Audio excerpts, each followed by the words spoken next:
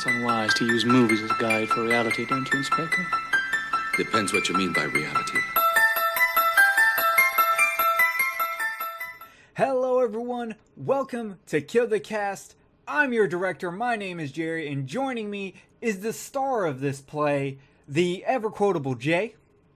I always jerk off before I film a scene. And the black-gloved killer himself, the Silent Hill biker, Kenneth. Hi. That was probably the best part of that movie. Go fuck yourself. Okay. So today on episode 49 of Kill the Cast, we will be talking about Dario Argento's opera. But before we do that, Jay, how you been? I've been pretty good. I started a new job that I absolutely love, so it's pretty awesome to go to work and not hate myself all day. Before we recorded today, saw Hereditary. That was a phenomenal movie. We should be reviewing that.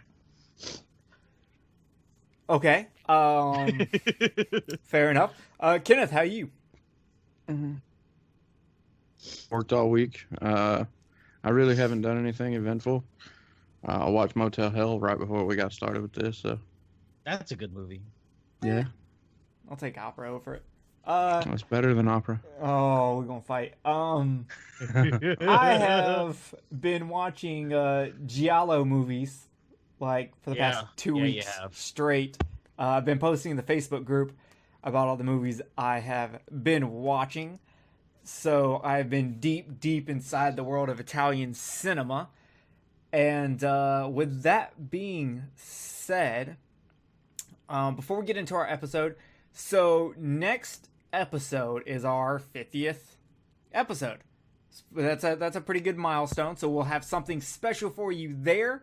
We will be doing a giveaway, of course. Since I looked at it and I was like, we were supposed to do our iTunes giveaway now because I was supposed to do it last show, but I couldn't get iTunes to work. But I was like, the 50th episode's coming up. I should just do it on the 50th episode. That way I can see if I can make it a little bit bigger, maybe give away 2 or 3 different prizes, see what I can do. So keep an eye on It's not like we don't have enough stuff to give away. That's true. We have too much stuff to give away. And it seems like I'm always adding more. In fact, like July 1st, my Last House on the Left Blu-ray will come in from Arrow.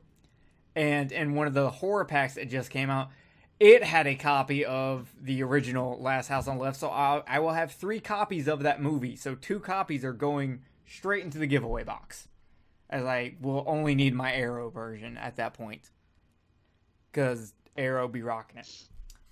So we'll have a giveaway, and we'll be doing a big episode. It'll be super fun. It will fit very well with us and the time of season.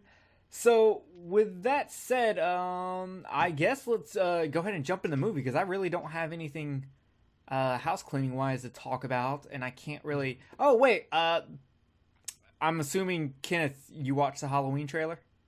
I did, and it fucking looks awesome. Okay, yeah, you know what? Fuck it.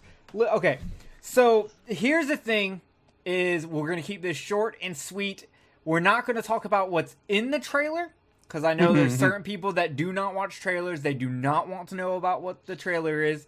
AKA should Dave. not watch our news show. Dave, yeah, Dave Z and JP, like they don't do that. So we're not going to talk about what's in the trailer, but I know for me, I think the trailer looked good.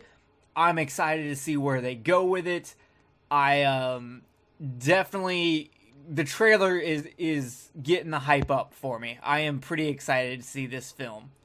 So Kenneth, what were your thoughts? Oh, about the same. I got a few things that I expected, so I'm looking forward to it. I think it looks badass. I like the updated look of everything. You know what I'm saying? Even from the further points of the franchise, I still think I like the updated look. So I'm actually really stoked for it. It's just, I'm afraid that I'm going to be disappointed. Yeah, for this one, I'm going in with such low expectations because I don't hold a lot of love for the franchise. that I feel like no matter what, as long as they don't make a bad movie, I'm going to enjoy myself. Jay, what are your thoughts? I think it looks better than every post 3 sequel that we've gotten. Even better than Rob Zombies? Well, I wouldn't call that a sequel. Okay, I'm More sorry. like a remake. Right. Fair enough. But no, I don't know. Rob Zombies is still my favorite. So we'll see. We'll see. Halloween 3 is This still my looks favorite of the series. This looks really good. I'm hyped on it until you posted that thing with all the actors for the adults, and then when I saw James McAvoy, I'm all about that too. So now I'm hyped for 2 movies that I hope don't suck. Had you been watching our news show, you would have known 3 weeks ago that James McAvoy had been cast, because I covered everybody but like 2 people. Yeah, that's old right. news. That one's been out there. Bill Hader's been out there.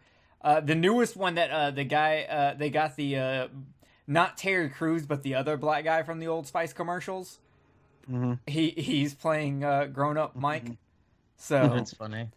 that's pretty great. So all right. But but you know the thing about it, even if I'd watched the news from the news episode where y'all talked about it or whatever else, that's the reason why I specifically asked you when you posted it, was it legit? Because nowadays, man, you don't know what the fuck, you don't know up from down until damn you see something 100% come out of the studios for who's going to be in a damn movie. Yeah, I always try to check my sources before I post things like that. And the sources looked good. And then, of course, right after I only posted it maybe 30 minutes before it started blowing up everywhere. Because Rotten Tomatoes is the one who first, they're the ones who broke the news for the entire fuck cast. them anyway. So, fuck Rotten Tomatoes. Why? I just fucking can't stand them. I can't stand their rating system. I can't stand who the half the people that are on there. I think most of the folks that are on Rotten Tomatoes that actually review movies are a fucking joke. You know, they just take reviews from other places and put them in one spot, right? Uh-huh. Like, they don't have reviewers on staff. Mm-hmm. Those are I know like, so that. you shouldn't hate Rotten Tomatoes. You should hate the New York Post or whoever they're pulling their reviews from. Well, why? Why shouldn't I hate Rotten Tomatoes? Because they don't review anything. Yeah, but they take They shitty literally reviews and just- put it up on their website. They're and Vudu unbiased. and wherever else. I don't give a fuck whether they're unbiased. Fuck them. I fucking hate them. Fuck them. You're so funny. fair enough. All right, so we are going to tackle Dario Argento's opera. Dario Argento's opera is a 1987 Italian giallo film, co-written and directed by Dario Argento, with music composed and performed by Brian Eno, Claudio Simonetti, and Bill Wyman, starring Christina, God, I can't say your last name, Marcellach, Urbano Barberini, and Ian Charleston. The plot focuses on a young soprano involved in a series of murders being committed inside an opera house by a masked assailant. Now, before we get into the movie, I want to take a second to talk about Dario Argento, but more importantly, I want to talk about Giallo. I love gelato. Not the same thing, but to quote Exploding Heads, there is always room for Giallo. So Giallo is a genre of thriller horror that started in the 60s by Mario Bava. It is based off of these old pulp books, these old murder mysteries that used to come out, and they were always, Giallo means yellow, and the books were always, had yellow covers, and Mario Bava is the one who basically created the first Giallo movie, but Dario Argento is the one who took Giallo movie and took it up a notch and brought it into the mainstream success with his very first movie, The Bird with the Crystal Plumage. Now, for Giallo, there are certain things that make a Giallo. The killer is almost one... Okay, so first of all, it's a murder mystery. It's a detective story, with the focus being more on the mystery part and hyping up the violence, unlike most detective stories. Also, a lot of times in Giallo movies, the cops are usually either not used or kind of dumb. They're not, it's usually the main character is not a cop. He's usually like a foreigner or a tourist or something like that. Something kind of out there, something slightly out of the way. Not someone who's, it's usually not someone who like has lived there the whole life. It's usually some kind of outsider who happens to stumble upon a murder happening, and then the rest of the movie is basically trying to figure out the mystery of who the black-gloved killer is, because the black gloves is very important. That's almost in every Giallo movie. And Giallo movies also tend to focus more on a visual style and the murder mystery plot over story. A lot of people have called Dario Argento, he is a lot of style with very little substance. And that is, for the most part, true. In a lot of Giallos, if you're coming in for a great story that makes sense, you're really not going to get it. It's more about the style of the film and the mystery and the twist. They don't, they will force things to make them happen. Also, in Giallo movies, you tend to have very stylized editing, and your music also plays a very important role, with some of it happening in ways that can be very jarring. So that's kind of the easier breakdown of what Giallo is. There are definitely more in-depth explanations for it, but that's kind of your general thing. Dario Argento started his Giallo movies with the Animal trilogy, which are not related. It's a spiritual trilogy, basically, because all three movies involve the name of animals, which was The Bird with the Crystal Plumage, Four Flies on Grey Velvet, and Cat O' Nine Tails. But after that, he did Deep Red, which shot him up big, and then he did Suspiria, which has been argued whether that is a Giallo or is it not a Giallo. I, for the most part, don't really see it as a Giallo. But Suspiria is what put him over the edge, and that's what he's most famous for. And then after that, he did Inferno, which also is not a Giallo. It's the second movie in the Mother trilogy, with the first one being Suspiria. And then after that, he did Tenebrae, which Tenebrae is, to me, not only my favorite Dario Argento film, but my favorite Giallo film. And then after that, we got Opera, which is definitely a very unique look at not only Giallo, but it also is kind of self-referential for Dario Argento, as he had done some directing of stage plays, and he kind of caught some of the same shit the director did, where people were like, you need to go back to directing horror movies and not do this shit on stage. Because apparently he was going to do some play, and he wanted to change it to make, like, the lead character a vampire rapist and add a bunch of nudity and blood, and they were like, no, you're not doing that. That would have been awesome. Yeah, I'd watch the shit out of that. So, and then for America, in America, our big horror genre is slashers, and a lot of slashers have taken a lot of their cues and were inspired by Giallo films. The point of view from the killer, in fact, Friday the 13th straight up stole kill scenes from Mario Bava's, was it Bay of Blood? I think it was Bay of Blood. They stole straight up kill scenes. The Kevin Bacon kill scene, not a Kevin Bacon kill scene. Is it Friday 2 when he shoves the spear straight to the couple having sex on the bed? Yeah, that's the second. Yeah, that is straight up stolen from a Mario Bava film. So Giallo's kind of really influenced our slasher genre. In fact, some of them, Giallos like Lucio Fulci's The New York Ripper, is very much a slasher version of a Giallo. So if you find Giallos either kind of boring and you wish they had more gore, watch The New York Ripper, because not only does it have one of the greatest eye scenes ever, but it involves a killer that quacks like a duck. So I often quack like a duck when I'm murdering people. Are you sure this isn't based off my life? It was made in the 80s, but I do believe it was early to mid 80s, I think. It's possible then.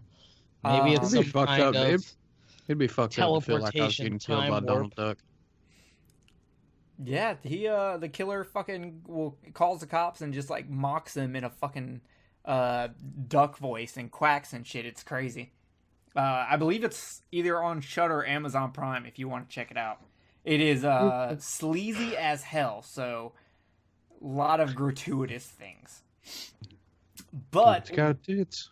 But the only thing gratuitous about opera is those camera angles. So let's get into. There's some tits in it. Yeah, no, there is. It is. I mean, I think one of the only movies to not have like any real nudity at all by Dario Argento is Suspiria. Inferno doesn't really have anything, but it has a chick in a wet white shirt, so you can clearly see through it. But like Suspiria is the only one that really has nothing. Other than that, he tries to put some titties in there somewhere. And Good for him. yeah, so I'm not sure. Okay, so I love opera. It is in my top 5 Dario Argento films. It is under Suspiria and Tenebrae, but I haven't decided if it's above Bird with a Crystal Plumage yet. So I haven't seen any of those movies. Yeah, okay, so one of the reasons I wanted y'all to watch opera is because I watched it and I was very taken aback by opera. It was such a beautiful film. The camera angles were fucking awesome. The story, while not fantastic, is enough to keep me interested, and the twist is fucking insane, and don't get me wrong, guys, I do have some problems with the film, and I'm sure some of my problems are the same problems y'all have. But I really fucking enjoyed it, and I was like, you know what? I want to do this for the podcast. And I know Kenneth and Jay do not have a lot of experience with Giallo or Dario Argento. And to me, I think this movie is a little bit easier to take in than Tenebrae or Deep Red or Bird with Crystal Plumage. So I felt like this would be an easier one to deal with since it's a later 80s movie.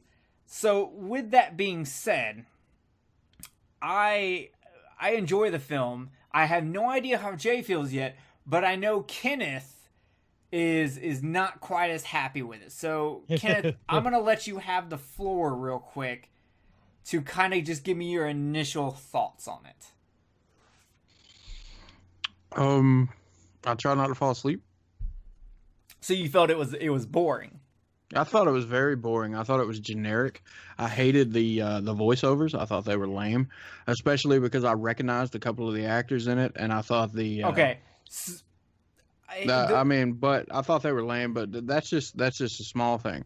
Other than that, I mean, it's just like overall, I just thought the movie was generic. I called right when I saw the guy go to her room and ask for her autograph. I knew that was a killer. Wow, really? Yeah. I mean, I'll admit that in most Giallos, they have better red herring characters. And in this movie, they really did not have that many good red herring characters. Because it becomes pretty clear pretty fast that it's not the director halfway through the movie. Because that was their big red herring, it was the director. And it abundantly becomes clear when he does his little raven plan that it's not him.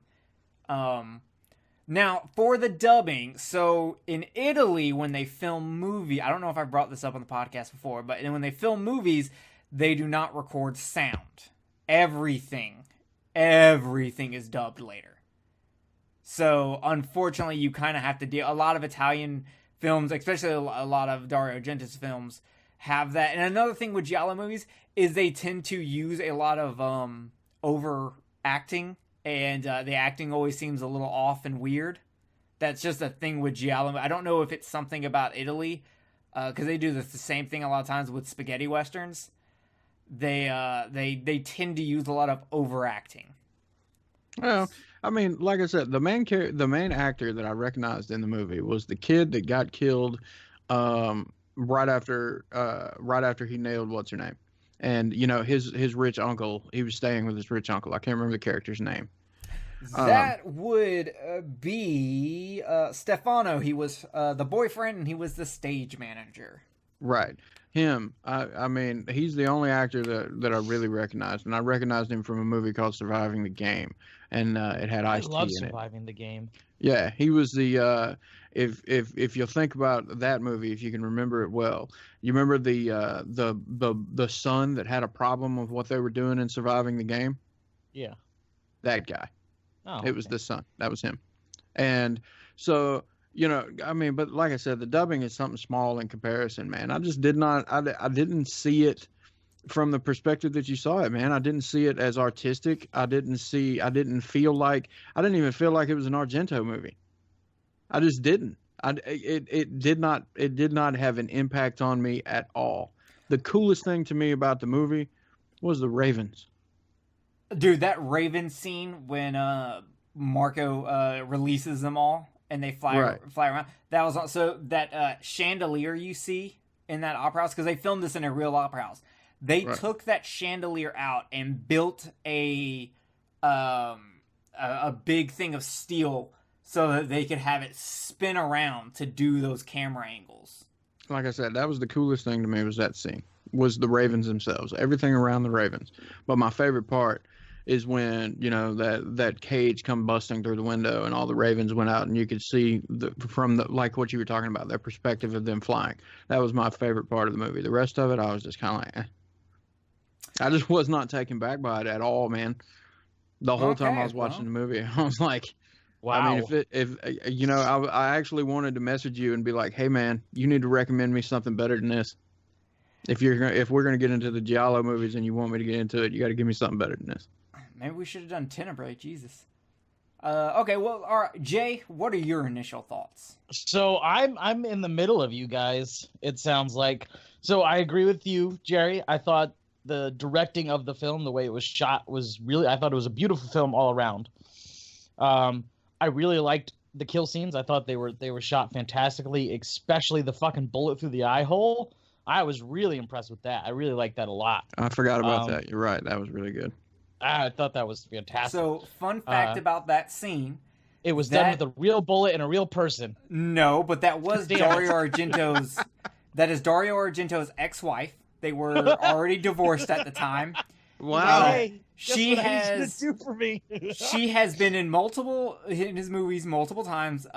In fact, they were such a big couple that it was kind of like the Jennifer Aniston and Brad Pitt, or Brad Pitt Angelina Jolie, except in Italy. So that's when Argento had to beg her to come back. In fact, the only reason she even did it is because she thought the kill scene was so cool that she was like, okay, fuck it, I'll do it because that's awesome.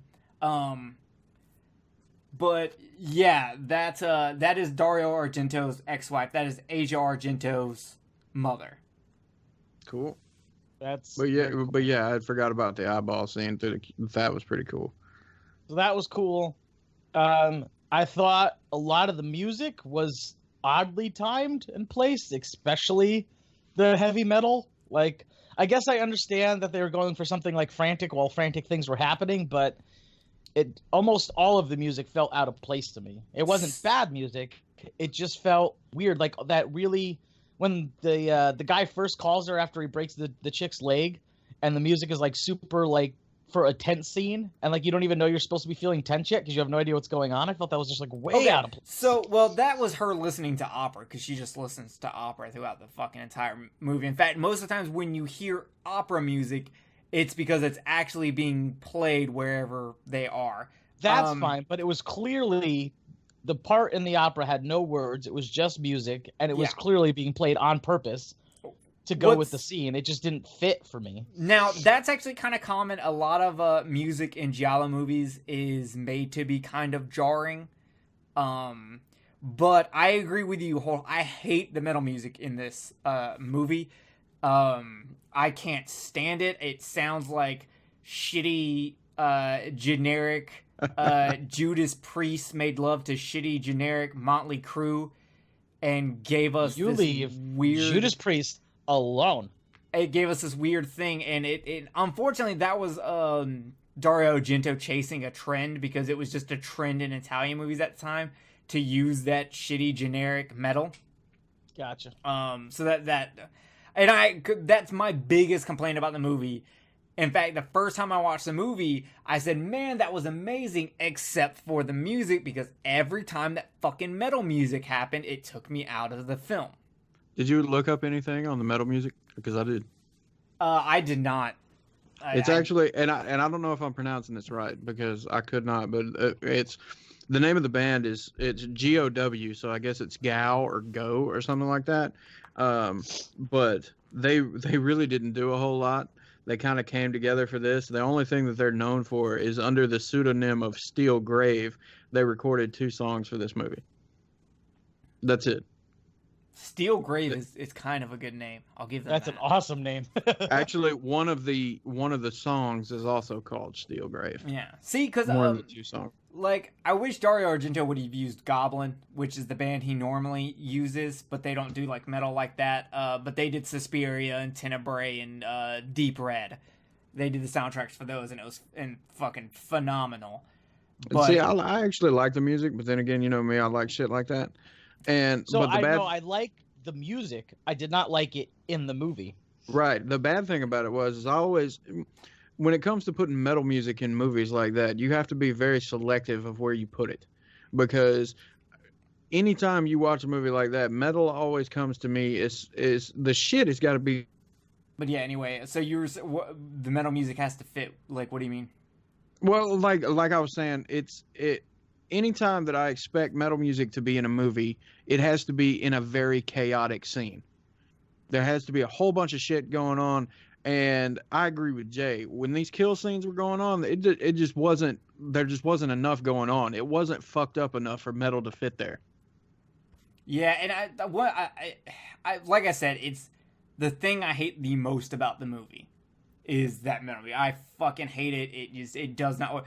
When it first happens with when Stefano gets killed and gets stabbed through the fucking jaw and then like gets stabbed, it just does not work for me at all. I'm just like, I don't like, it doesn't match. It does. You're right. It's not frantic enough to have metal music on it. So I didn't think any of the music matched. Personally, I had no problems with any of the other music, just the metal music. I mean, the metal music is obviously the biggest part of it, but in general, a lot of the music it took me out of it. Plot wise, I don't know. It was really weird story wise. Did Kenneth just disconnect? Yeah, it seems like it. All right, Jay. So yeah, the story is not a strong part. No. No, it was not. Not for me, anyway. A lot of the things the characters did seemed really fucking stupid. And out of place in general for anyone in that. Like, I understand, and I have a lot of suspension of disbelief when it comes to people doing stupid things in horror movies, because if they don't do stupid things, then they don't die, and we can't be entertained. But, like, you just watch somebody get killed, and she was acting as if, like, maybe something else slightly less traumatic had happened. Like, I don't know. Like, she had a bad date or something. Like, I just don't understand why you aren't immediately at the police station. So the thing I don't know. I just don't get the way the main character reacted to all the shit that was going on. It seemed very, very out of place for someone who would be forced to watch somebody else murder somebody.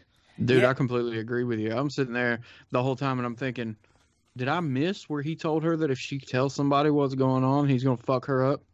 Yeah, no, I agree with you. I feel like there's stuff that was maybe either in the script and never got filmed, or because look at the instant with the bracelet. Literally, it pops up. They find it on the dress. He comes back to get it. He even has to cut up the chick. What's her name? Julia, the seamstress. He has to cut her throat open, which the reason that Dario Argento wasn't really that happy with the special effects. That's why that scene is kind of meh. I didn't like none of that because damn, when you see that instance where the bracelet falls, it doesn't even look like it falls in her mouth. Yeah. So he wasn't really happy with all that, but nonetheless, he goes all that shit to get the bracelet back, and then he just like turns around and drops it in a fucking I don't know, a drain or something. And then that's the end of it. We never know what was written on it. It's never talked about again.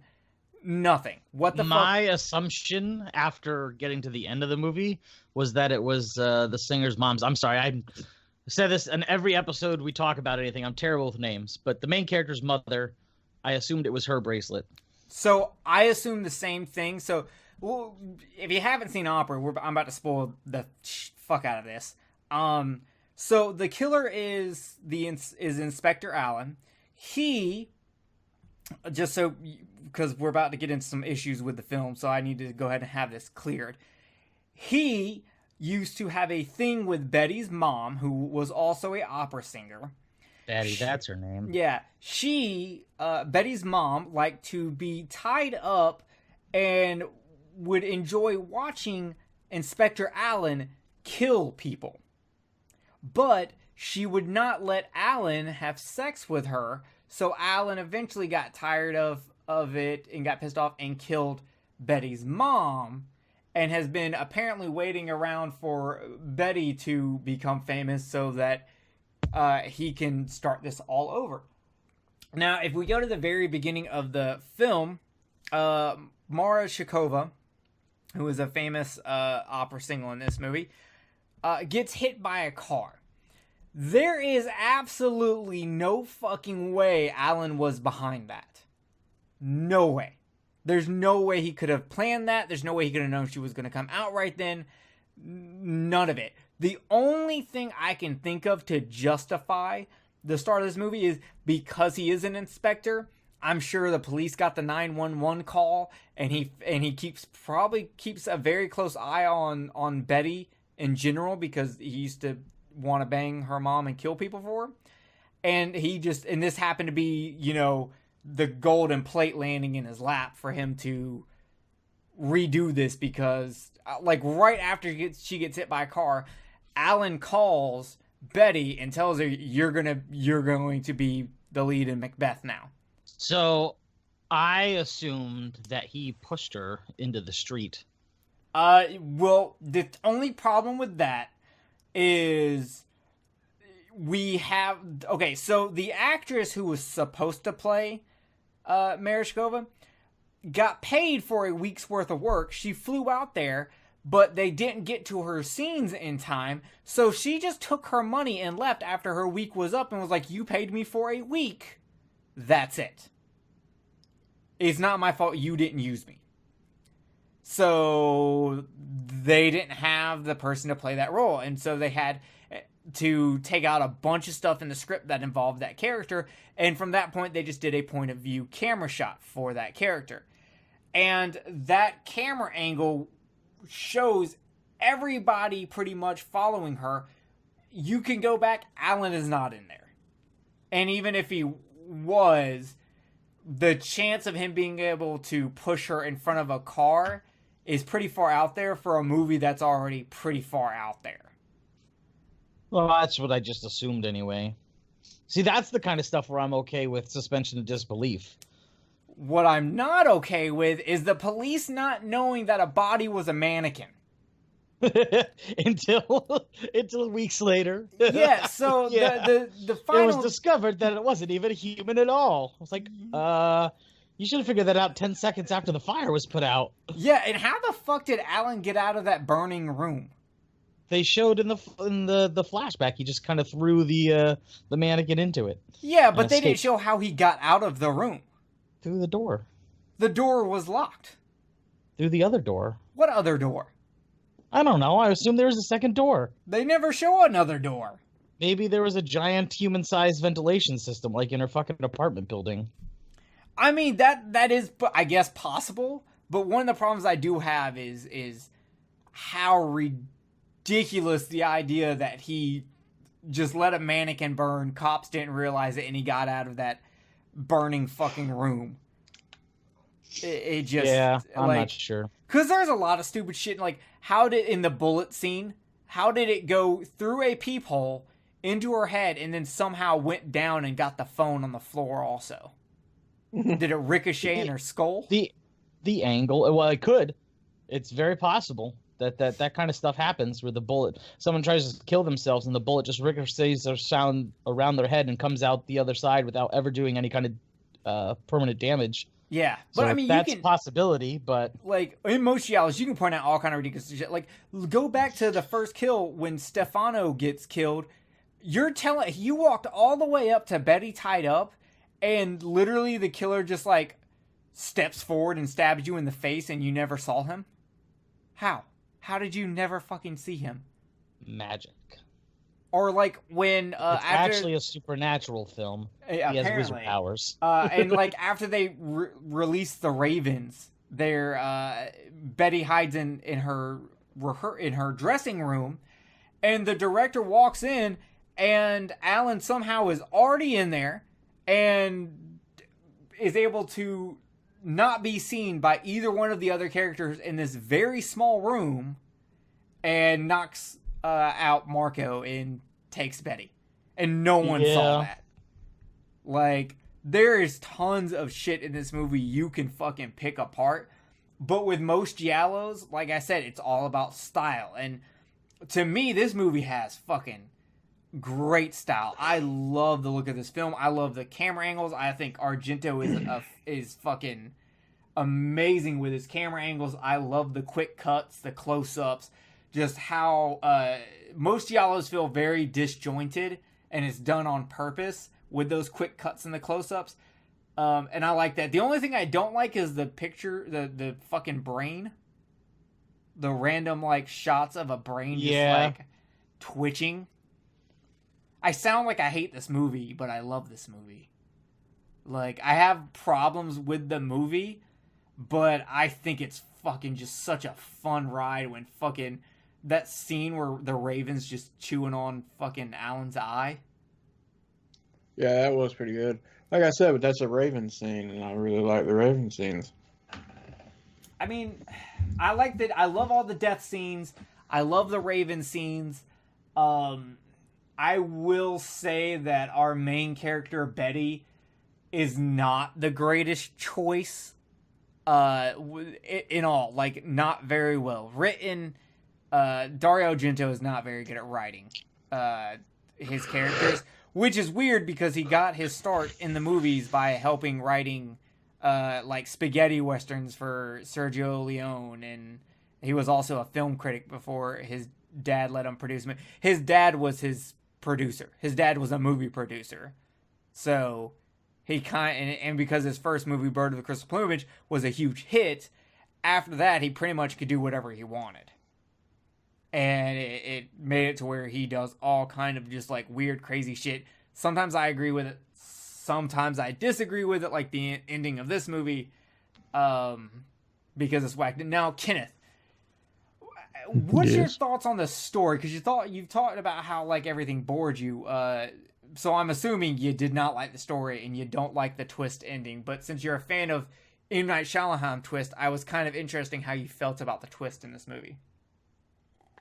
Again, I mean, it was, like I said, it was just generic to me.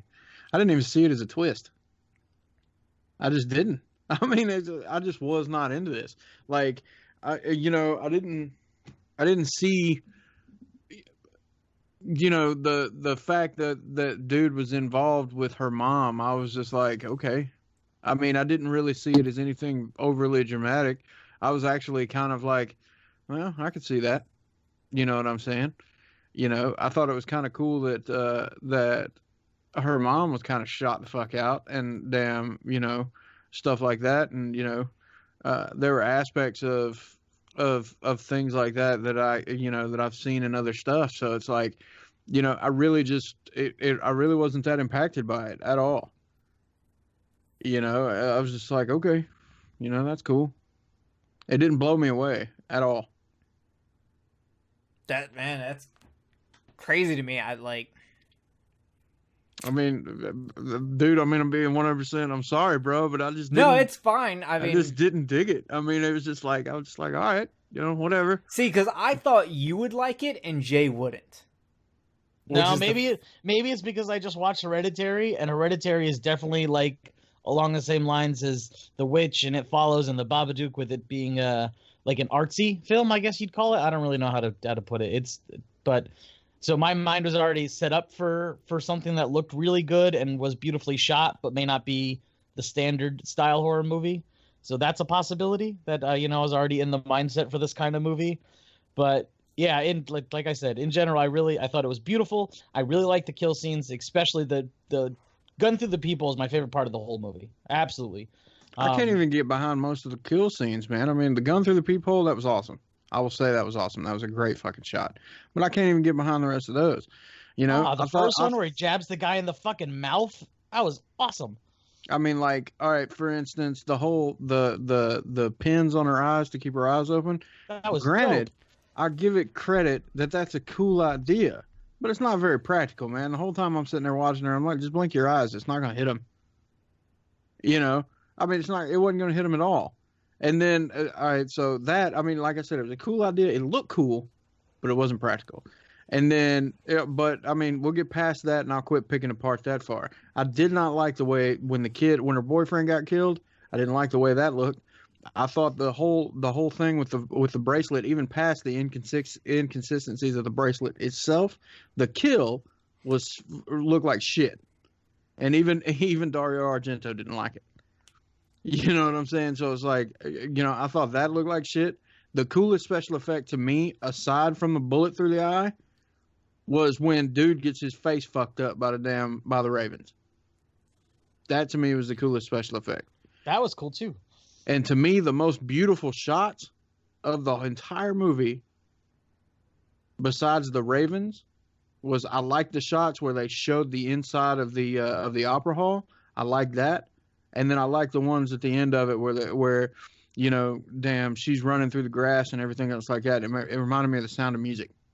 Yeah, I like when they first show Alan running towards her as he comes from out of focus, just like in focus, and his face is just straight, like he just straight faced, like it's very odd. It's like something's not fucking right with that dude. Right. Even when he goes to stab Marco, his face is still just so straight faced. It's fucking just awkward. But I mean, overall, I just didn't. I mean, even the kill scenes, I just didn't like them. I didn't like. I'll give credit to that now that you brought it up. That looking back on it, it might have been a little unnerving. But otherwise, damn, the kill scene where the actual stabbing of dude at the end of it, didn't like it. I just didn't like it. I didn't think the special effects were that great at all. I mean, most of the special effects in Giallo movies is but I don't have anything to compare it to. I don't have any, because I haven't seen anything outside of, I mean, Suspiria really isn't a damn this type of movie. Yeah, you know what I'm saying? I would honestly say that Suspiria is not a Giallo film. Right, and I've seen Suspiria, but the rest of them, it's just like the rest of these movies that you're describing, I've never seen before. But I mean, this is not going to completely taint my look at these types of movies. I'm going to give more of them a shot. I'm really interested in watching Tenebrae. Tenebrae is one. I almost was going to have us do that one, but I didn't want to go with one. Like I didn't want to do Tenebrae or Suspiria because those are the two best known. But now I almost feel like, fuck, I should have done Tenebrae because I think you'll like. Do you know what the plot of Tenebrae is? No, I don't. But I came across it when I was floating through shit on Amazon, and I saw it, and I thought the name sounded cool, and I was just like, okay, well, I was like, I know Jerry has mentioned this movie before, so maybe I'll give that one a shot. It's my favorite because it's fucking like it has the twist ending is fucking fantastic. It's about a horror writer, a detective murder mystery horror writer is going to Italy. Hold on, my throat's fucking closing. Some of that tea. Sucking dick today. Ooh, a horror writer is going to promote his new book Tenebrae over in Italy, and while he's there, someone gets murdered, and their mouth is filled with pieces of paper from the book Tenebrae, and then the writer, of course, starts getting calls, and people start dropping like flies. Shit like and the detective is kind of like not listening to the writer as much as the writer's just like, you know what, fuck it, I'm going to solve this. And it's really good. It has great kill scenes. It has beautiful women. Oh my god, some of the women in this film. Holy shit, there is one chick.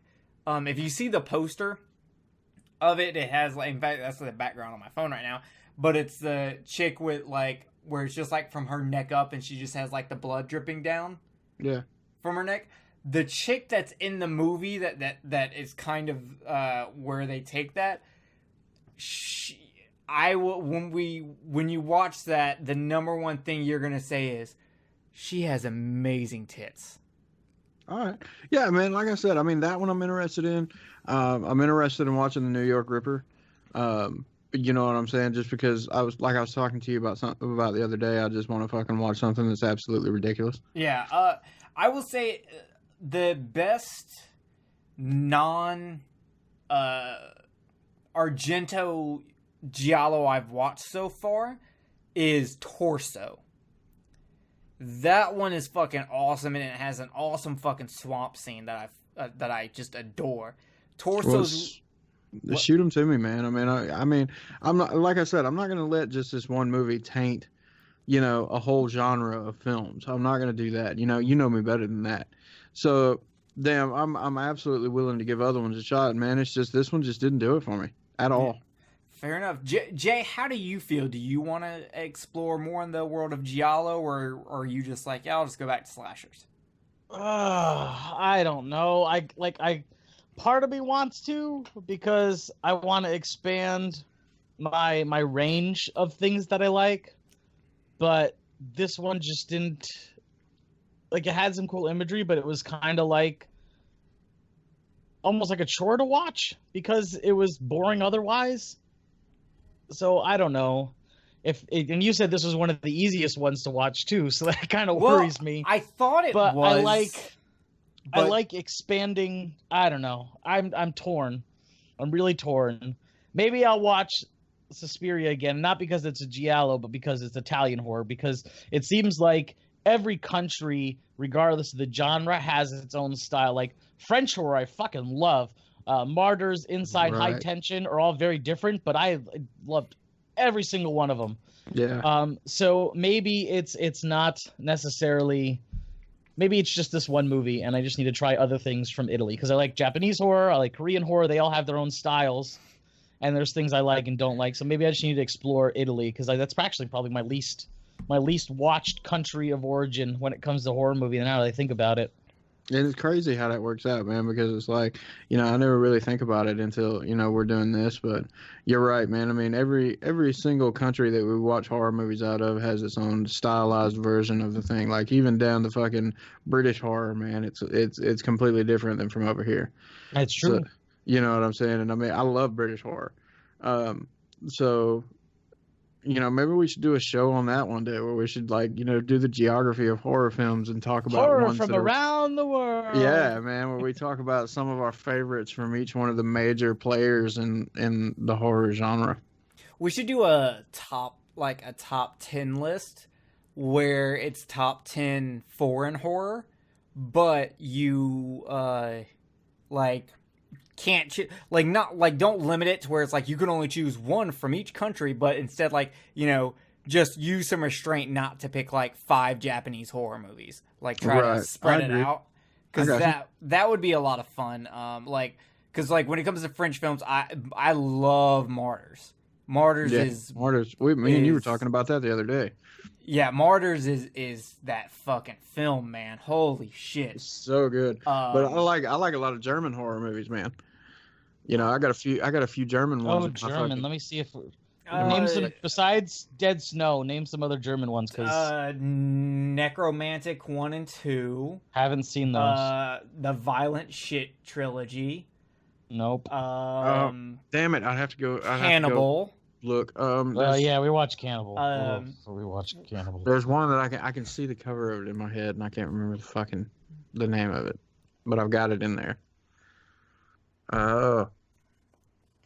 But yeah, I mean, going back to it, Germany makes some makes some shot out but great horror movies. God, So yeah.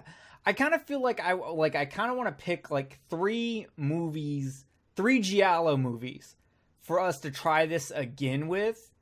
Like, so it can be like, here's three different movies to kind of represent everything, like Blood and Black Lace by Mario Bava, Torso, Tenebrae, or New York Ripper. Which New York Ripper is a very slasher-esque Giallo.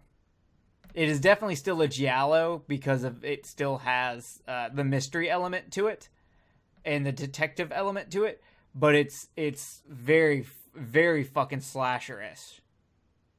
Like, there is a scene that just involves a razor going from like top to bottom of a person. Hey, I'm down, but you know, it's gonna be a minute because I'm fixing to fucking balls deep into the Marvel MCU. So between that and our next show, I'm booked. Well, stop wasting time watching shitty movies like Twister. Twister is amazing. Twister sucks. Jerry. Dude, you know what? That's the next movie we're doing. Episode 50 is Twister. Episode 50 is Twister versus Opera. Well, the main reason, there's two main reasons why I watch Twister. Number one is because I actually like the film. And number Philip two, Seymour Hoffman. And number two is because me and Jade were looking through stuff to watch on Netflix, and I'm so sick of watching the same cartoons that she watches, man, like Storybots and shit like that. Don't get me wrong, I mean, you know, it's cool watching cartoons, and you know I like them, but at the same time, I'm just sick of watching the same shit. So we're scrolling through and we're looking for something, and I came across this show called Tornado Hunters. It's like a fucking it's a reality show where you're following around these guys that are these Canadian guys that are chasing tornadoes all over the U.S.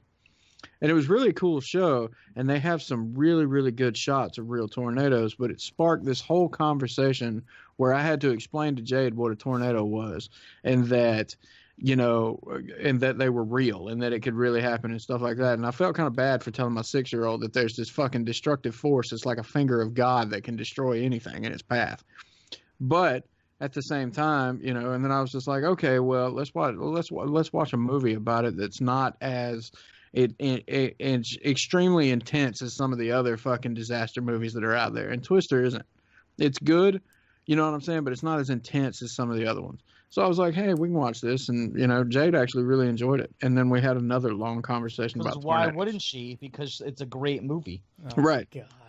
I don't like natural disaster movies, so I think that's part of it. Like, I've just never dug those films. Like, to me, Twister is a chore to sit through. I watched it again last year or something. I don't know why. And I was just the entire time just fucking hating life. I don't know why you just didn't stop it and not watch it. I don't know why if you don't have to do it for this show, why do you force yourself to fucking watch it to begin with? I don't remember why. To be honest with you. I mean, it's just like, you know, unless you're doing it for some podcast, there's no reason why you should force yourself to watch any movie. It's a valid point. Well, sometimes you start a movie and you don't want to stop it because you want to like see you want to see what the end of it is, or you want like you're set. You're like I don't remember if I want to give this movie a second chance, or you just set you're standing your ground. You're like, I'm gonna make it through this movie. Yeah, well, I mean, I can get on board with you there, man, because there's, you know me, there's very few movies that I will either just turn off or walk out of if I'm in the theater, but I have done it. What was it? I Am Legend? Your big one? I Am Legend was good. I fucking walked out. I walked out of the theater. I don't think I've ever walked out of a movie or stopped watching it. Well, I've stopped them at home, but I don't think I've ever walked out of a movie of a theater, regardless of how I felt about it. I walked out, and I told the people up front to give me my fucking money back because it was a piece of shit. Fair enough. Me personally, the only version of that story I really watch is Last Man on Earth with Vincent Price. And the bad thing about it is I can't. It's not. I didn't hate that movie because of Will Smith's acting, because Will Smith's acting is phenomenal in damn near everything that he does. So I can't say it was him. It wasn't him. It was just the story itself. They took it so far away from the subject material, and I do my best to try to give it a little bit of a pass because, you know, books, movies, you know what I'm saying? There's going to be a lot of fucking a lot of differences in certain aspects. But that one was so far away that I was just like, all right, fuck it. I was like, I've got one for you, Kenneth. You know who Mark Dacakis is, right? Or however you say his last name. Isn't that the dude that was fucking on Iron Chef? Yeah, but he was in a bunch of action movies in the 90s, and you love 90s right. He was in that movies. movie. He was in that movie Only the Strong. Yeah. So anyway, so he's a martial artist, obviously. What is it called? The Wolf movie, Brotherhood of the Wolf. That's a fantastic movie. He's in that. Either way, he did a version of that story called Omega Man, or I am Omega, or no, I am Omega. Sorry. I was gonna say Omega. But there was one with a version of the same story with Charleston Heston. Yeah, I got him confused. So I am Omega instead of I am Legend or Omega Man. They mixed them together since it's the same fucking story.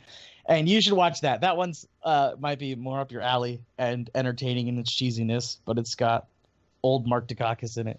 I'll try it, man. I mean, because I like that dude. I actually so Only it's Strong it's not a was the good movie. It's not a good movie. But you may get a little bit more entertainment out of it and be a little less mad than you were at I Am Legend. I mean, I'm sorry, dude. I mean, it's just like when it comes to that movie, man. I mean, it was just, I was blown away by Will Smith's acting when he's standing in the video store and he's begging the mannequin to talk to him. Okay, I was blown away by that.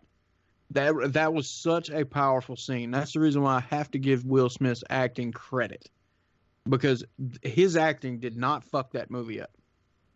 The story is what fucked that movie up, and that's why I ended up walking out. You know what I just realized? I never saw the movie. You've never seen I Am Legend? No, Kenneth told me how bad it was, and I've never watched it. I really liked it. I wasn't really a big fan of the CG in it either, but looking back at the times when it came out versus looking through the evolution of CG, I mean, I watched Event Horizon the other day, and the fucking CG in that movie was god awful. But it's still a great movie. Jurassic Park has some of the best CGI in it, and it's older than a lot of these other movies with shitty CGIs. But see the to difference. be fair, though, Jurassic Park has a lot of practical effects. Right, that's what I was going to say. That's the difference, because that was at a time period where, I mean, number one, you got Steven Spielberg on it, but that was at a time period where you were still combining the two together versus some of the other movies where they're completely relying on CGI. You know what I'm saying? Like going back to Event Horizon. Jerry, did you ever see Event Horizon? I have the Blu-ray sitting on my shelf, and I've never watched it, but I bought it because I wanted to watch it because everyone says it's super good, and I have not got around to watch it. So I think this week is the week that I watch Event Horizon. Do it, and then you can message me and tell me how shitty the CGI is. The story is great. The idea behind it is fantastic. The practical effects are amazing, but it was when CGI was really trying to get its hype. So you'll see some of the things that are in there that are clearly CG. Clearly, it looks like fucking Toy Story. Wow. And so, but that the story and everything else like that made up for it. So that's the reason why I'm willing to give it a pass. You know what I'm saying in that movie. But in other movies where the story sucks and the CG sucks, I mean, I just can't. Yeah, you're fucked there. But speaking of CGI and practical effects, my buddy, our dude, 10 out of 10 Derek, who does Underwater Kaiju from Outer Space with me, joined our Patreon, and he chose a topic for us. And I told you guys earlier in the week about this. He wanted us to talk about our favorite body horror effects. And I want to throw one of my favorite ones out there. Because the great thing about body horror, especially in the 80s, was the practical effects. It will either completely gross you out or just make you go, holy shit, that looks good. The fucking gun hand that is in Videodrome that he takes out of his vagina stomach. Dude, I was actually going to go with good. that. Is when he shoves the videotape in his stomach.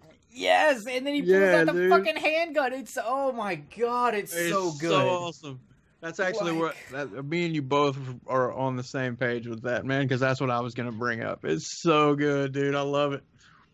I'm such a huge Jay. What's one of your favorite body horror effects? My favorite body horror effect, man. Kenneth, you go. Let me think on this for a minute. I already did. I'm with Jerry. I'll drop. You can't just say Jerry's. Okay, because that's the one I had in mind. Is that one? I mean, but okay. So like, I guess, like almost the entirety of the thing. Does that counts, yes, that right? would be body horror. When, oh my god, when they're transforming and shit. I mean, that's pretty when cliche, I guess. But when dude's chest bites off the guy's arms and then his head like Yes. falls back. Yes. When those spider legs come out of that head. Oh my god, I just fucking shiver. Or the entirety of Cronenberg's The Fly. Yeah, I was Fly is actually really going to good. say. Yeah, me and Jerry were talking about that one. I've got one. So ABC's a horror. You guys familiar? Yeah. Yeah. Okay. The why can't I ever think of words when I want to say them? I don't know. Anthology movies. That's the word I'm looking for. The anthology movies.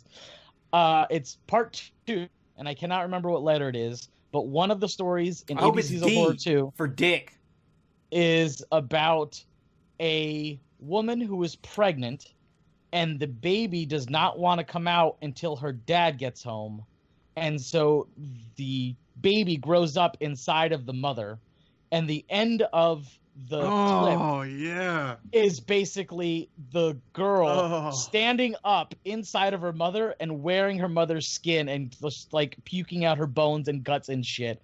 Oh, that was fucked up. It's because she never gets born. She just like crawls out of the womb within the mother and like vomits all her organs and shit up and then takes her place as the dad finally comes home, however many years later it's been. Yeah. You know, long enough for her to be grown. The body horror movies we get nowadays, most of them come out of Japan. Like, you had Tokyo Gore Police with the fucking, like, that one had all kind of crazy shit. I love Tokyo Gore Police. No, it's fantastic. Tokyo Gore Police, Meatball Machine, and Japan really took off with the body horror from Tetsuo, the Iron Man. Yeah. Never seen Tokyo Gore Police. You've never seen Tokyo Gore Police? Dude, okay, can I tell you the final scene? No, don't tell him the final scene. Oh, no, it's so goddamn ridiculous. Like, you could just add, Jay. I won't. I'm just saying. Jay, listen. Yes, sir. You could just add that into what you're doing for me. Okay, that's fine. So to say we can cover that one on the show. Oh man! And then I'll watch it. Somebody told me the final scene, and I was like, I have to watch that just to get to that. It was fantastic. I've got the DVD somewhere. I have the movie. I've got it on DVD. But you've got like Meatball Machine and fucking Tetsuo the Iron Man and its sequel Body Hammer, and then it had another sequel. In fact, the guy who did Marabito, the director of Marabito, is the guy who directed Tetsuo the Iron Man. Oh, nice. And then you've got, like, we have some great American ones like Slither. Oh, so good. Slither. I have the Scream Factory of Slither. I've got the Scream Factory also, but I have yet to watch it. I was so surprised the first time I watched Slither. I was so surprised at how good it was.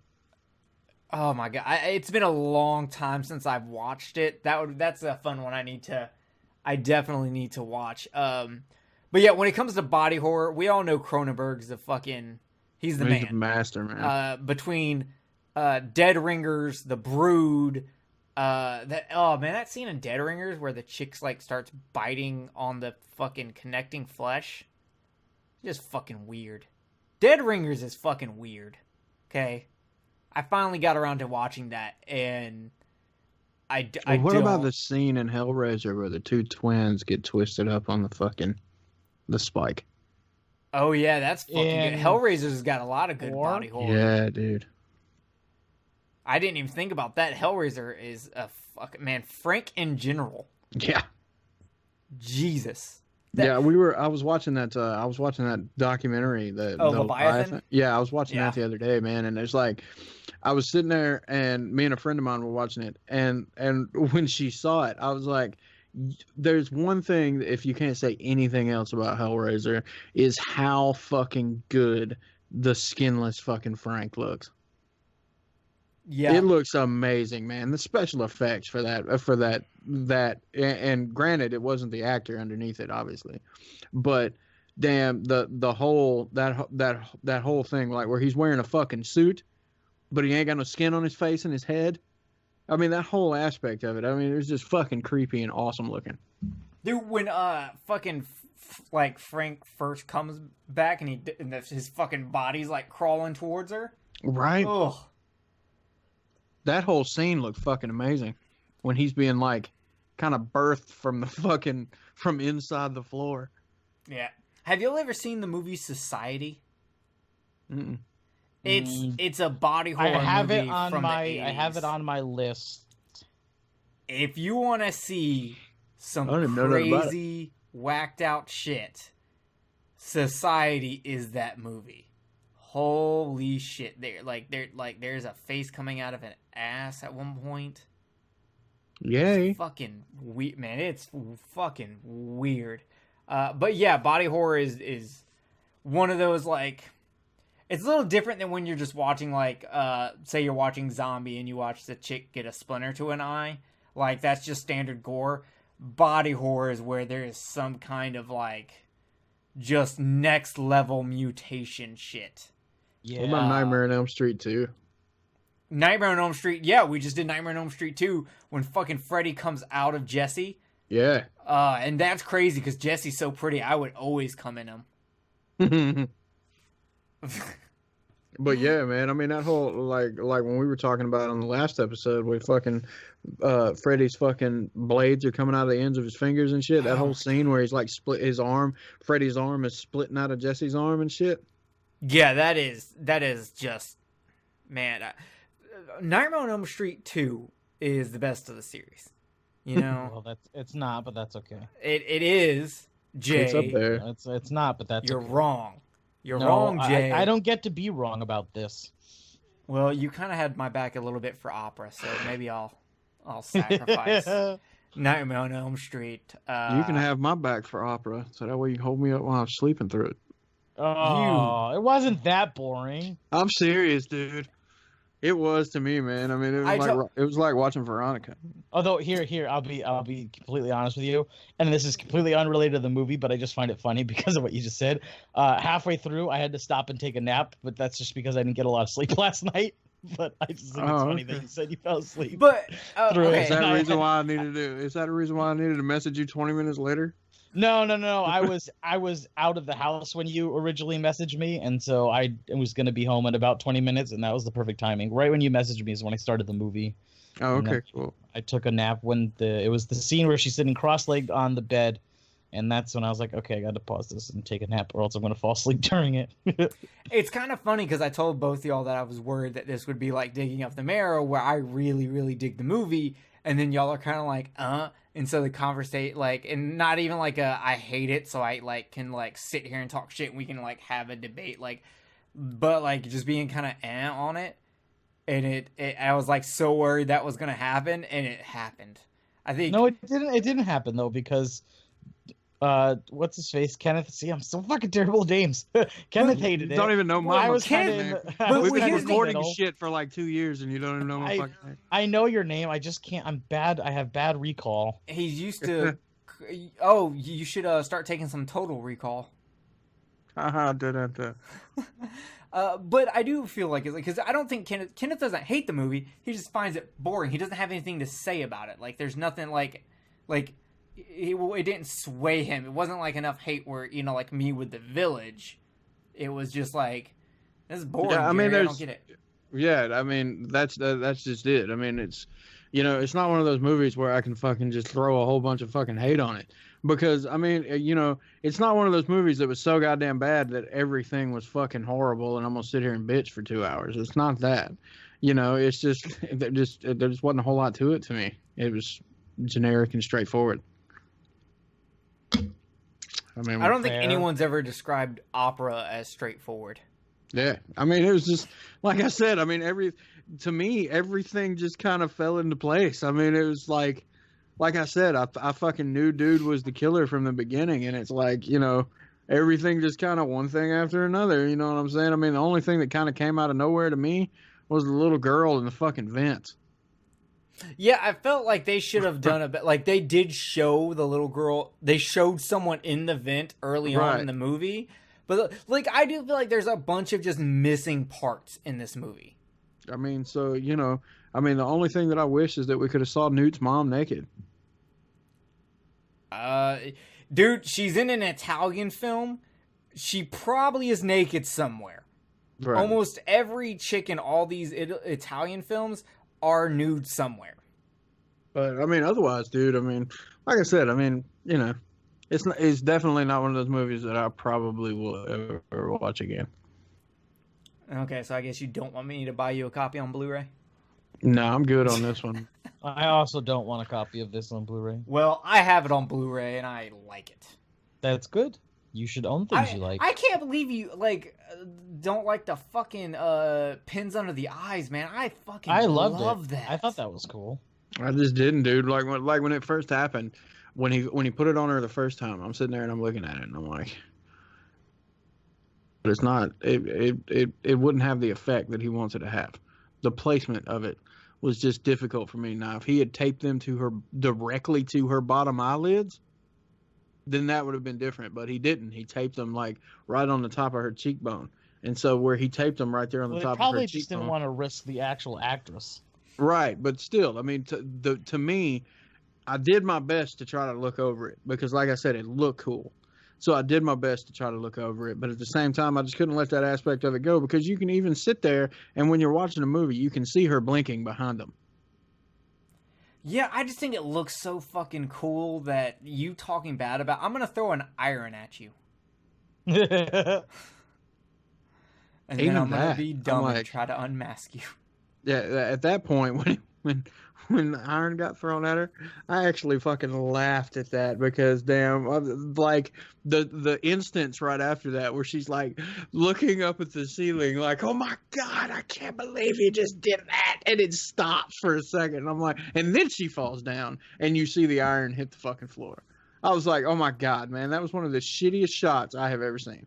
Oh my God, it's so funny. I will say one scene I love is when they're doing the second flashback where the killer is getting the woman who's in the bed. Just that whole flashback is gorgeous. Pulling the white sheet off of her. That chick was hot. Yeah, taking the knife out, tying up Betty's mom's hands. Like, man, it's just such a fucking pretty shot. Also, fun fact, most Argento films, anytime you see the black leather gloves, that's actually Argento himself. That's cool. He always does those point of view shots because he knows exactly what he wants. That's cool. But yeah, man, I mean, you know, it was just, like I said, it just didn't hit home for me, man. I mean, I don't know. But then again, here lately, I've been having a hard time with movies that I've been watching anyway. Like I said, here lately, I've just hit a run.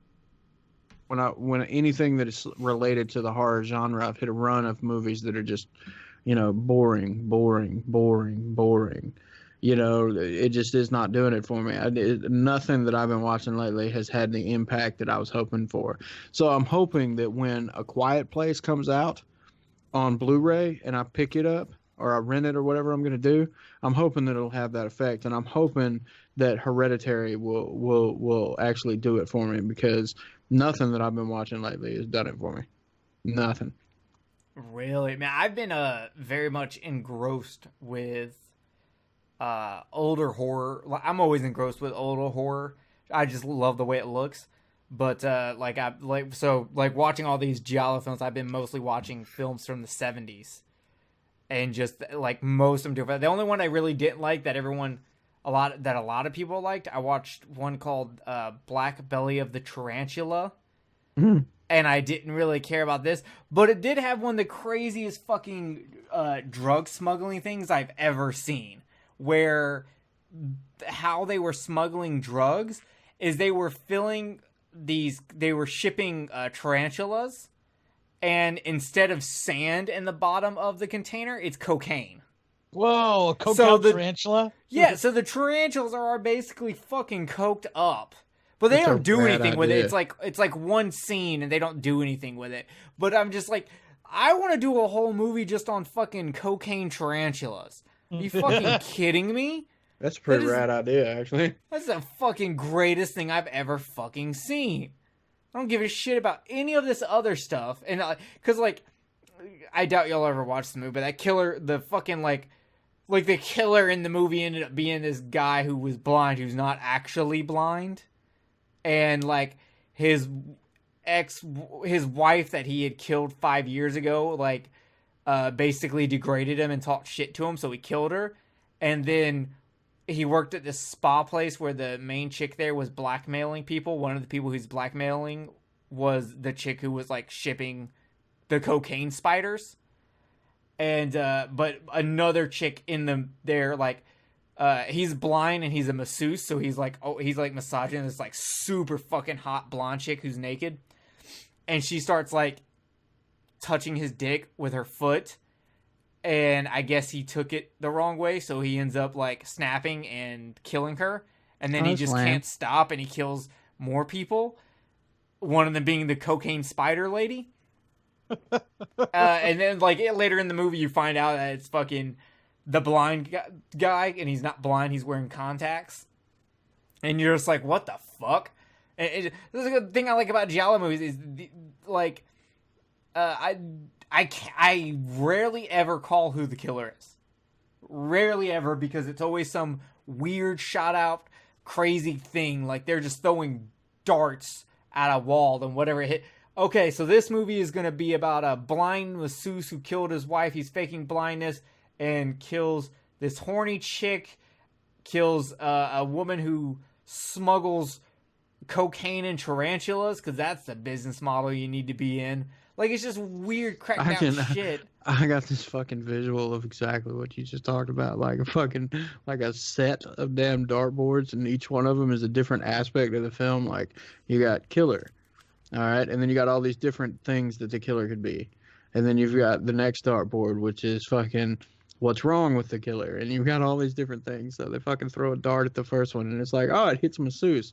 And then they throw a dart at the next one, and it hits blind. And then they throw a dart at the next one. It's like, oh, okay, what's the other aspect? Oh, we're going to have cocaine in it, okay? And then the next one they're going to throw out, oh, it's going to be cocaine with tarantulas. I can just see this whole setup. Like, another one I watched was Forbidden Photos of a Lady Above Suspicion. What the fuck? And is that the name of the movie? That's the name of the movie. And that's a little much. The basically that sounds like those shitty fucking goddamn drama movies from the fucking 90s. Yeah, like, so with Shannon Tweed in them, you know? The movie is about a woman who gets a guy basically chases her down and is like about to like kind of rape her, but then he doesn't, and he's just like, your husband's a killer, you don't know. And then later he convinces her that her husband killed someone, and he's got the proof, and he's gonna turn it in unless she sleeps with him. And he's super creepy about it, and he's like, I want you to beg for it. And so she ends up sleeping with him, and he took all these pictures, and then he's like, oh, by the way, your husband didn't do anything. You're a moron, but I've got these pictures now. You're my slave. And then, it just, like, all the proof she gathers all disappears. Her husband thinks she's fucking crazy. The police think she's crazy. The guy keeps fucking with her. And then it turns out the whole time you think that, at first you're like, oh, their husband's also cheating on her with this other lady who happened to be in a photo with the guy who's blackmailing her. So you think she's involved. But then it turns out the chick is the one that calls the cops on the paranoid chick's husband because he hired the killer to kill the girlfriend, but he was taking too long, so now he's got to do it. But the other lady called the cops, and she's the innocent one who you thought was the guilty one, and it's fucking insane. It is. I know what I think it would just have been described cool made if it had been no her goddamn husband. sense. Her husband should have been the killer all along. But yeah, that's the thing. Her husband wasn't the killer. Her husband hired the guy and then made her feel like she was insane. Like, the paranoia level in the movie gets really good at the end. Well, like I said, I'm willing to watch others. I think you should either watch Torso, Tenebrae, or New York Ripper. Those are the three. I would recommend for anyone who just wants to dip their feet in and check it out. Torso is fucking awesome. Tenebrae is the best Giallo I've seen so far, and New York Ripper is just sleazy as shit. It is just, there is a point where two of the character, like, there's this lady who's like super perverted, and she like goes and records people having sex on a stage live, like just a voice recording of it. Woo. For her husband. And then later on she's in a bar, and these two like Hispanic guys like are at a table with her, and one of the Hispanic guys just kind of starts fingering her with his big toe. Yay. It is just fucking weird, man. And then of course the killer quacks all the time, so what the fuck ever. But anyway, so guys, I love opera.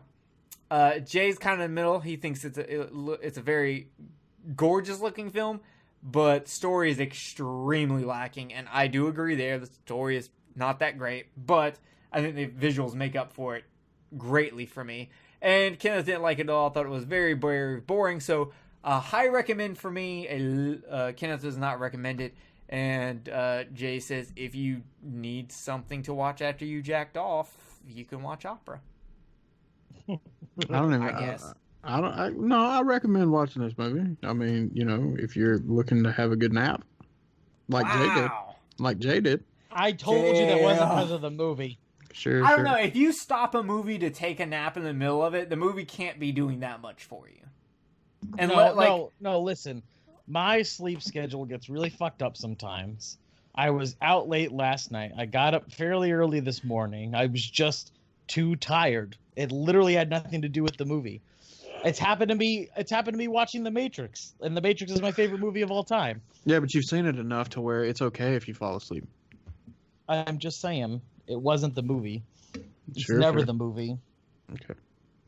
that reminds me, I gotta finish this Giallo I was watching last night, or 2 nights ago, because I fell asleep during it. Speaking of which. So, yes, guys, that is Dario Argento's opera. Please let us know in the Facebook group what you think of the movie, how you think of our opinions in the movie. Are we right, wrong? Is Kenneth wrong? Please tell me Kenneth's wrong. Make me feel better about my choice. I have a friend movies. that's going to tell you Kenneth's wrong. Oh, yeah? Yeah, she's super excited that we're covering this movie. Nice. She's going to love me. Is she hot? Yes. Remember, I'm married. Oh, you're talking about your wife? No. Kayla's 'Cause I super know excited she's we're hot. covering opera? Did Kayla watch opera with you? Kayla Okay, hates hot. her. Kayla is hot. Kayla is the hottest woman I know. And she wants to watch opera. No, she does not want to watch opera. She hates Wow. horror movies. Oh. She maybe wants to watch opera. Tell her it's an opera. I guess that's not necessarily a lie. You're not lying. It's I think Macbeth. a horror movie, personally. You don't think it's a horror movie? Well, I mean, it's a Giallo. It's basically saying it's a thriller. I mean, I just, to me, it just was not that horrific. I'm just like, whatever. I think it, man, to have it, dude, if I was tied to a fucking pole with needles underneath my eyes and I have to watch as the guy that I just failed at having sex with get stabbed in the mouth by a masked killer, it's pretty fucking horrific. Can we try That's this true. needle under the eyes thing? If you were willing to be the subject, sure, but I'm not doing it. Hell, I may do that myself. I mean, I'm willing to try it with you, but I'm not putting needles under my. I can't even fucking wear contacts because I can't put anything near my eyes. I'm gonna try that when I get off here. Maybe that's why it was so effective on me is because I can't even wear contacts. I can't put anything near my eye. So watching her have that shit near her eyes, like when it does the point of view and it's like they tape the needles to the camera. Oh my fucking god, that fucked me up. To me, I'll be honest with you. To me, the scene in A Clockwork Orange where they have his eyes with those little things in them that keep his eyelids. Yeah, that is more horrific to me than the chick having the needles underneath her eyes. And the fucked up thing about that is damn dude that goddamn, now his fucking name escapes me. Malcolm McDowell. Yeah. All right. Malcolm McDowell in that damn near went blind from doing those things. Yeah, well, after what he did in Caligula, he should be blind. I really need to go back and watch that again. Caligula? Yeah. Oh, man. It's so fucking long, and eventually you just kind of get tired of the debauchery. Yeah, no. Like, no, he said. because I have it on Blu-ray. I have the Arrow release of it. I mean, that movie has got so much fucking nudity in it that it's just like... Well, it's got straight up porn in it. That's If you what I'm watch saying, if you watch the real version of it. Yeah, totally. God, that wedding scene where fucking he fucking busts into the dude's wedding and then just like fucks his wife and then fucking fists the husband's ass.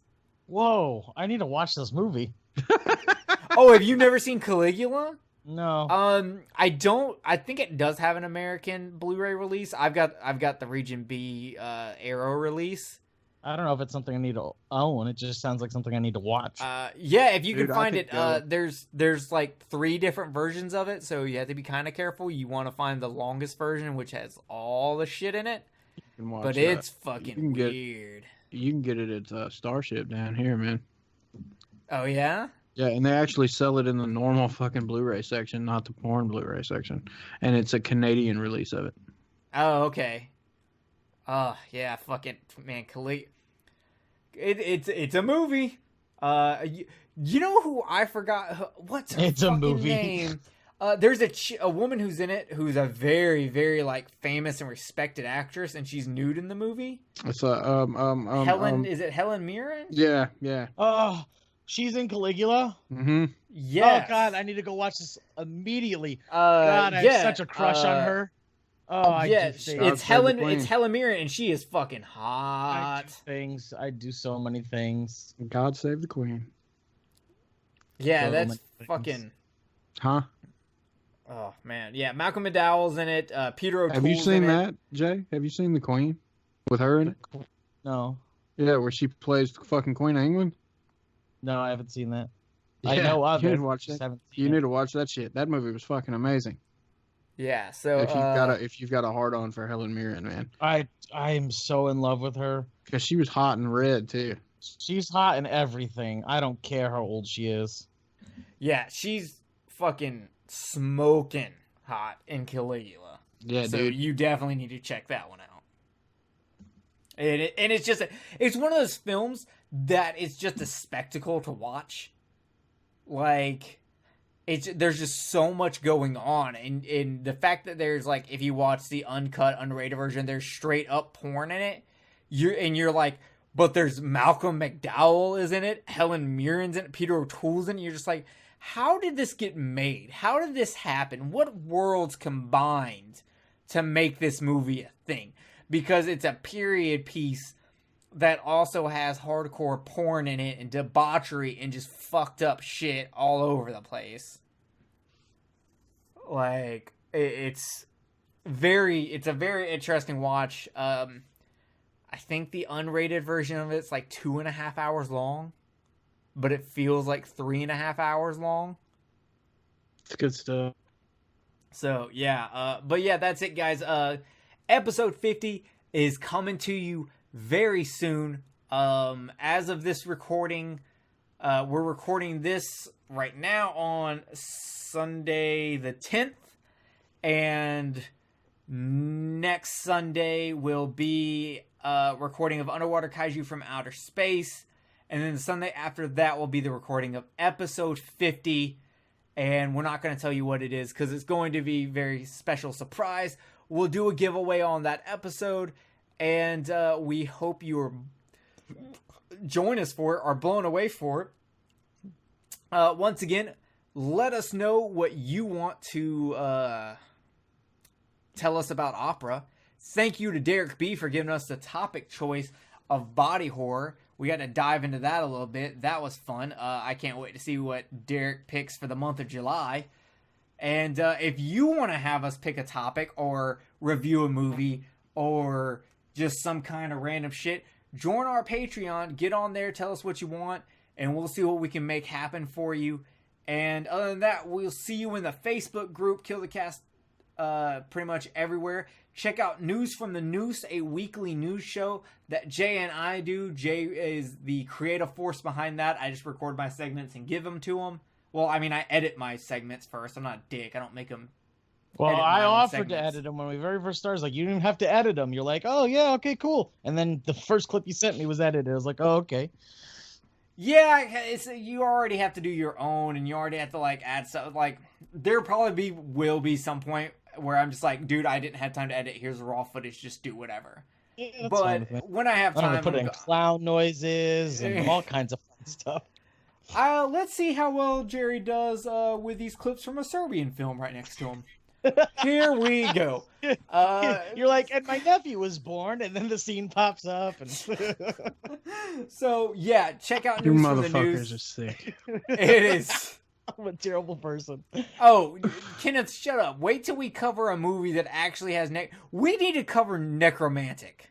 I gotta see if I can find a copy of it for us all to watch. And we need to cover Necromantic just so we can finally crawl into that dark fucking attic space of Kenneth's brain where necrophilia is a thing.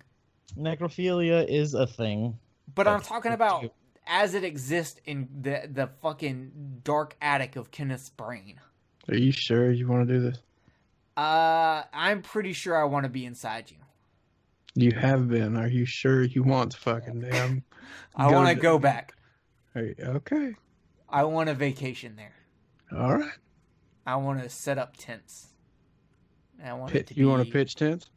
Yes, I want it to be so intense. Okay. Let's do it.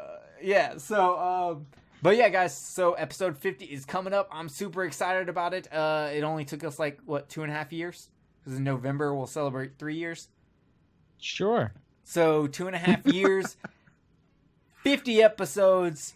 Jay's just like, I'll just get on here when you motherfuckers tell me to get on here. Yeah, go us. So, yeah, check out Patreon. I got my own shit to worry about. Check out the Facebook isn't group. this our 4th year? Because I thought last year we were like our 2nd anniversary, and then we were like, oh wait, shit, it's our 3rd anniversary. Technically, No, yeah, we because did there was like 2 a year years. between y'all's first episode and then when we put out the second episode. That's not true. It took you guys like 3 months to make an episode without me. Or no, That it is was a lot longer. true. I threw Jay to the side quickly. Yeah. And one's like, fuck you, Jay. And then Jay was like, wait. Yeah, I'm going to show you my skills. And then here he is. And now here we are, the perfect trifecta. Yeah, we're the We have holy to practice. triad. We have to practice hard so nobody's dick gets left out. That's Yeah. right. It's a whole lot of dicks. How's Kayla doing?